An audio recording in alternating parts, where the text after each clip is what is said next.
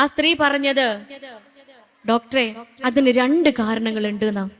ഒന്നാമത്തെ കാരണം എനിക്ക് എന്റെ കുട്ടീനോടുള്ള സ്നേഹം തന്നെയാ, അവനോട് തീർത്താൽ തീരാത്ത സ്നേഹമുണ്ട്.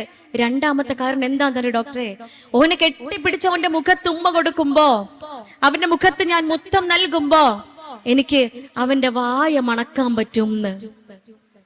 എനിക്ക് അവന്റെ വായയുടെ മണം അറിയാൻ സാധിക്കും. ബുദ്ധിമതിയായ ഉമ്മ അല്ലേ? എന്തൊരു ബുദ്ധി വൈഭവ്യമാണ് ആ ഉമ്മാക്ക് ഒന്ന് ചിന്തിച്ചു നോക്കൂ. എന്തിനാ കുട്ടി പുറത്തുനിന്ന് കയറി വരിക, പലരുടെയും കൂടെ കൂട്ടുകൂടി കയറി വരികയാണ്. പലരും ഉണ്ടാവും അവനെ വഴി പിഴപ്പിക്കാൻ. പല രൂപത്തിലും പല ഭാവത്തിലും ചതിക്കുഴികൾ അവനെ തേടി വരും, അവനെ ആകൃഷ്ടനാക്കി കൊണ്ടുപോകും.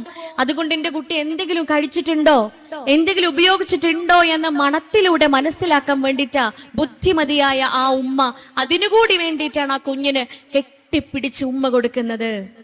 എന്നിട്ട് ആ ഉമ്മ പറയാ, പക്ഷെ എനിക്ക് അൽഹംദുലില്ലാ ഡോക്ടറെ, എന്റെ കുട്ടിന്റെ വായ ഇതുവരെ എനിക്ക് മണത്തിട്ടുള്ളത് ഒന്നെങ്കിൽ ചോക്ലേറ്റ് അല്ലെങ്കിൽ സ്ട്രോബെറി.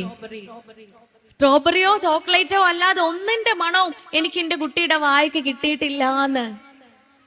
ആ ഇത്തായെ ചേർത്ത് പിടിച്ചിട്ട് ഞാൻ പറഞ്ഞു, അടുത്ത തവണ വരുമ്പോ നിങ്ങളെ മോനെയും കൂടെ ഒന്ന് കൊണ്ടുവരണട്ടോ എന്ന്. എന്തിനാ കൊണ്ടുവരാൻ പറഞ്ഞത്? ഈ ഉമ്മയുടെ വിചാരം നമ്മെ പോലെയുള്ള നിഷ്കരുണം പറ്റിക്കാൻ സാധിക്കുന്ന പൊട്ടക്കിണറിലെ തവളയാണെന്ന് വിചാരിച്ചിരിക്കുന്ന ആ പാവപ്പെട്ട ഉമ്മയെയും ഈ കുട്ടി പറ്റിക്കുകയായിരുന്നു. കാരണം ആ ഉമ്മാക്ക് അറിയില്ലായിരുന്നു സ്ട്രോബെറിന്റെയും ചോക്ലേറ്റിന്റെ ഒക്കെ മണത്തിലും ഫ്ലേവറിലും ഉള്ള ഡ്രഗ്സ് ഇന്ന് അവൈലബിൾ ആണ് എന്ന്. ആ ഉമ്മാക്ക് അറിയില്ലായിരുന്നു പണ്ടത്തെ പോലെ കള്ളിന്റെയും സിഗരറ്റിന്റെയും കഞ്ചാവിന്റെയും മണമൊന്നും ഇപ്പൊ ഇല്ല എന്ന് ആ ഉമ്മാക്ക് അറിയില്ലായിരുന്നു. ഉമ്മ നോക്കിക്ക, എന്റെ കുട്ടി ആടി വരുന്നുണ്ടോ? ഉമ്മ നോക്കിക്ക, എന്റെ കുട്ടിന്റെ കണ്ണിന് ചുമന്ന കളറുണ്ടോ? ഉമ്മ നോക്കിക്ക, എന്റെ കുട്ടീനെ ഇതൊക്കെ മണക്കുന്നുണ്ടോന്ന്. പ്രിയപ്പെട്ടവരെ, ആ ഉമ്മയും ഞാനും നിങ്ങളൊക്കെ മനസ്സിലാക്കണം, സ്മെല്ലും മണവും ലക്ഷണങ്ങളും സിംറ്റംസും സയൻസും ഒന്നും ഇപ്പോഴത്തെ ഡ്രഗ്സിനില്ല, ഇപ്പോഴത്തെ ലഹരി പദാർത്ഥങ്ങൾക്കില്ല. സ്ട്രോബെറിന്റെയും ചോക്ലേറ്റിന്റെ ഒക്കെ മണത്തിലും രുചിയിലും ഫ്ലേവറിലും ഉള്ള നിക്കോട്ടിൻ പോലെയുള്ള ഡ്രഗ്സ്, ലഹരി ഉണ്ടാക്കുന്ന പദാർത്ഥങ്ങൾ നമ്മുടെ സമൂഹത്തില്, നമ്മുടെ നാട്ടില്, നമ്മുടെയൊക്കെ മുറ്റത്ത് ഇഷ്ടം പോലെ ഉണ്ട്.